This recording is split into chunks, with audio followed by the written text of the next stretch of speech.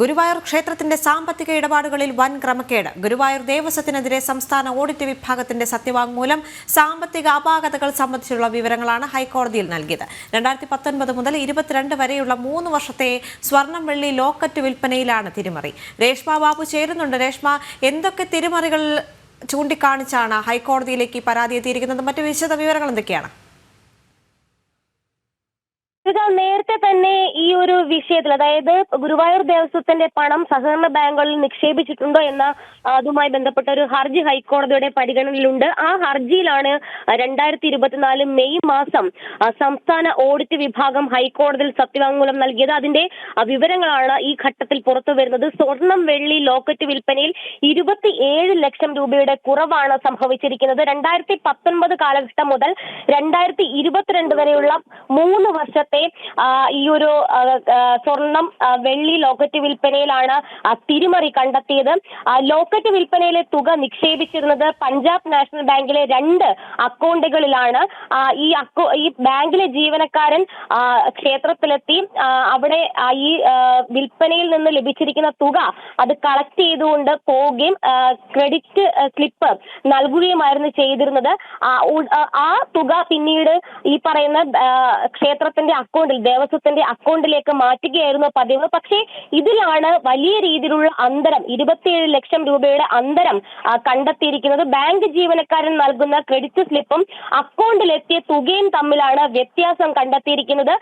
ഇത് കണ്ടെത്തിയ ഉടനെ 2020 തന്നെ ഇത് സംബന്ധിച്ചുള്ള ഒരു സംശയവും അതോടൊപ്പം തന്നെ ഇതിന്റെ ഈ ഒരു 27 ലക്ഷം രൂപയുടെ കുറവും, ഈ പറയുന്ന ലക്ഷങ്ങളുടെ കുറവ് ഈ സംസ്ഥാന ഓഡിറ്റ് വിഭാഗം കണ്ടെത്തി. ഇതിന്റെ അടിസ്ഥാനത്തിൽ ബന്ധപ്പെട്ട ക്ഷേത്രം അധികൃതരോട്, അതായത് ദേവസ്വത്തിന്റെ അധികൃതരോട് ഇതുമായി ബന്ധപ്പെട്ട് ബാങ്കിന്റെ സ്റ്റേറ്റ്മെന്റുകൾ ഹാജരാക്കാൻ ആവശ്യപ്പെട്ടിരുന്നുവെങ്കിലും കൃത്യമായിട്ടുള്ള രേഖകൾ അവർ ഹാജരാക്കിയിരുന്നില്ല. ഈ ബാങ്കിന്റെ കളക്ഷൻ ജീവനക്കാരൻ തുക അതാത് ദിവസങ്ങളിൽ തന്നെ അടയ്ക്കുന്നുണ്ടോ എന്നത് പരിശോധിക്കേണ്ടത് ദേവസ്വത്തിന്റെ അധികൃതർ അല്ലെങ്കിൽ ക്ഷേത്രത്തിന്റെ അധികൃതരാണ്. ഇക്കാര്യത്തിലും ക്ഷേത്രം അധികൃതർക്ക് വീഴ്ച സംഭവിച്ചുവെന്നാണ് സംസ്ഥാന ഓഡിറ്റ് വിഭാഗം ഹൈക്കോടതിയിൽ നൽകിയിട്ടുള്ള സത്യവാങ്മൂലത്തിൽ എടുത്തു പറഞ്ഞിരിക്കുന്നത്. അതുമാത്രവുമല്ല, ഈ CCTV സ്ഥാപിച്ച വകയിലും കരാറുകാരന് ബില്ല് തുക നൽകിയതിലും അടക്കം വലിയ രീതിയിലുള്ള നഷ്ടമാണ് ഗുരുവായൂർ ദേവസ്വത്തിന് സംഭവിച്ചിരിക്കുന്നത്. ഇത് ഉദ്യോഗസ്ഥരുടെ പിടിപ്പുകേടാണ് എന്നാണ് സംസ്ഥാന ഓഡിറ്റ് വിഭാഗം ഹൈക്കോടതി അറിയിച്ചിരിക്കുന്നത്. കേന്ദ്ര സർക്കാരിന്റെ പ്രസാദ് പദ്ധതിയിൽ ഉൾപ്പെടുത്തിക്കൊണ്ടായിരുന്നു ഈ CCTV സ്ഥാപിക്കുവാനായിട്ട് കരാറുകാരനായിട്ടുള്ള ഊരാളുങ്കൽ ലേബർ സൊസൈറ്റിക്ക് കരാറ് നൽകിയത്.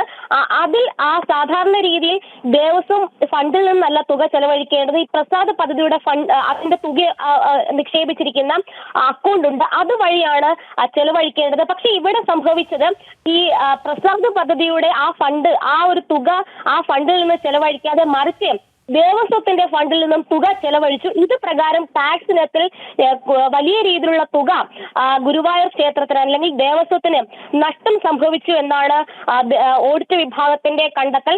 ദേവസ്വം അക്കൗണ്ടിലേക്ക് മാറ്റാതിരുന്നത് ഏകദേശം 89 ലക്ഷം രൂപയാണ്. അതായത് ദേവസ്വം അക്കൗണ്ട് വഴി ദേവസ്വത്തിന്റെ ഫണ്ടിൽ നിന്ന് ചെലവഴിച്ചത് 89 ലക്ഷം രൂപയാണ്. പ്രസാദ് ഫണ്ടിൽ 90 ലക്ഷം രൂപ ആ സമയത്ത് നീക്കിയിരിപ്പുണ്ടായിരുന്ന ഘട്ടത്തിൽ തന്നെയാണ് ഈ ദേവസ്വം ഫണ്ടിൽ നിന്നും തുക ചെലവഴിച്ചത്.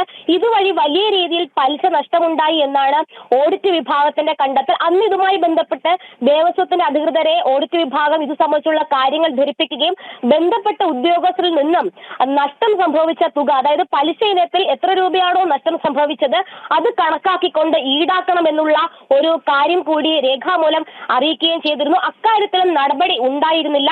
എന്തായാലും ഈ CCTV സ്ഥാപിക്കാനായിട്ട് ഊരാളുങ്കൽ ലേബർ സൊസൈറ്റി ആയിരുന്നു കരാർ ഏൽപ്പിച്ചിരുന്നത്. ഒപ്പം തന്നെ കെട്ടിട നിർമ്മാണവുമായി ബന്ധപ്പെട്ട് ഈ പറയുന്ന കരാറുകാർ അധിക തുക ഈടാക്കി എന്നുള്ള ഒരു ആക്ഷേപം കൂടി ഈ ഓഡിറ്റ് വിഭാഗം നൽകിയ സത്യവാങ്മൂലത്തിൽ വ്യക്തമാക്കിയിട്ടുണ്ട്. എന്തായാലും ഗുരുവായൂർ ക്ഷേത്രത്തിൽ വൻ സാമ്പത്തികമായിട്ടുള്ള തിരിമറി നടന്നിട്ടുണ്ട്.